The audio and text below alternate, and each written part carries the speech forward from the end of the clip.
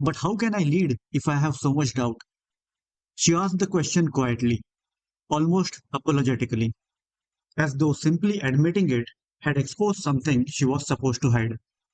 Sitting across from me, I saw a woman who excelled in what she did. Experienced, respected, thoughtful. Someone about to step into a larger leadership role. Her team trusted her. Senior management saw potential in her. People came to her for guidance. And yet internally, she was struggling. What if I am not capable enough? She went on. I know I am good at what I do, but stepping into leadership, it feels different. My decisions suddenly carry a much larger impact. What if I make the wrong calls? What if people expect me to have answers and I don't? Sometimes I look at leaders around me and they seem so confident, so certain of themselves. And I keep thinking, maybe real leaders don't question themselves this much. I listened for a moment and then asked, what if your doubts are not proof that you shouldn't lead? What if they are part of what will make you a good leader? She looked unconvinced because most of us have grown up with a very particular image of leadership. We imagine leaders as people who are certain, decisive, unshaken, people who walk into rooms with complete clarity and unwavering confidence. And so when we have doubts, we interpret it as a weakness. But perhaps the very opposite is true. The problem is not doubt. The problem is absolute certainty. A leader without any doubt sounds admirable in theory. In reality, that kind of leader is often dangerous. The moment someone becomes completely convinced they are right, they stop listening. They stop questioning their assumptions. Feedback begins to feel unnecessary. Different opinions become irritations instead of insights. And learning slows down because certainty has already decided it knows enough. And this is true everywhere. Organizations, teams, politics, everyday life. The people most resistant to growth are often not the ones with questions, but the ones without them. A project manager completely convinced her plan is perfect may miss the warning signs that the project is failing. A leader who is certain she always knows the best eventually becomes blind to perspectives outside her own. Certainty closes doors. Doubt keeps them open.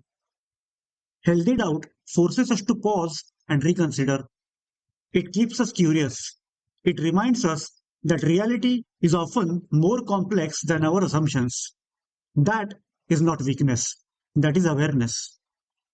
But I thought leaders were supposed to feel sure before stepping forward, she asked.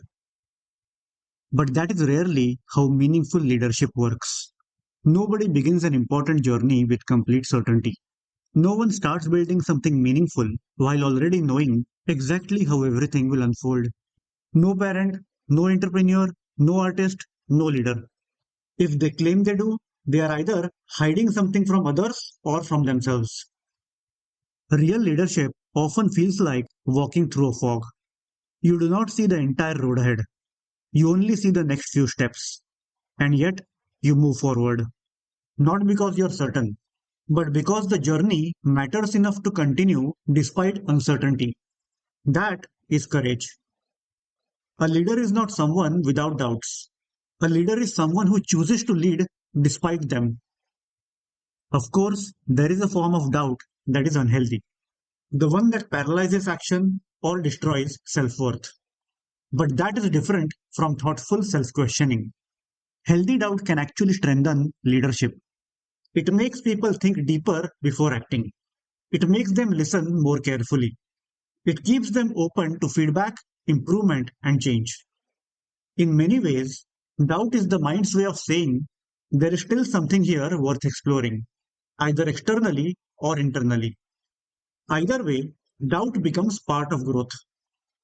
Ironically, some of the most capable leaders experience doubt precisely because they understand the weight of their responsibility. They know their decisions affect people. They know leadership is complex. Outcomes are uncertain. Their doubt is not incompetence, it is honesty. Near the end of the session, she sat quietly for a few minutes. Then she said, almost as though she was arriving at the answer herself, So maybe the goal is not to become someone who never doubts themselves. The goal is to become someone who is not ruled by those doubts. I may not know everything. I may make mistakes. There are still things I need to learn. And yet, I will step forward. Because leadership is not about proving superiority. It is about taking responsibility. I smiled. The people who should lead are often not the loudest or the most certain voices in the room. Sometimes they are the people thoughtful enough to question themselves, humble enough to keep learning, and brave enough to move forward anyway. When our conversation ended, her doubts had not magically disappeared, but something had changed. She no longer saw her doubts as evidence that she was unfit to lead. She saw them for what they really were, a sign that she cared about leading well. And for the first time, she seemed ready to step into leadership, not to prove herself bigger than others, not to appear flawless, not to silence every uncertainty inside her, but for the right reason, to serve the responsibility honestly, thoughtfully, and with open eyes. What responsibility are you stepping into right now?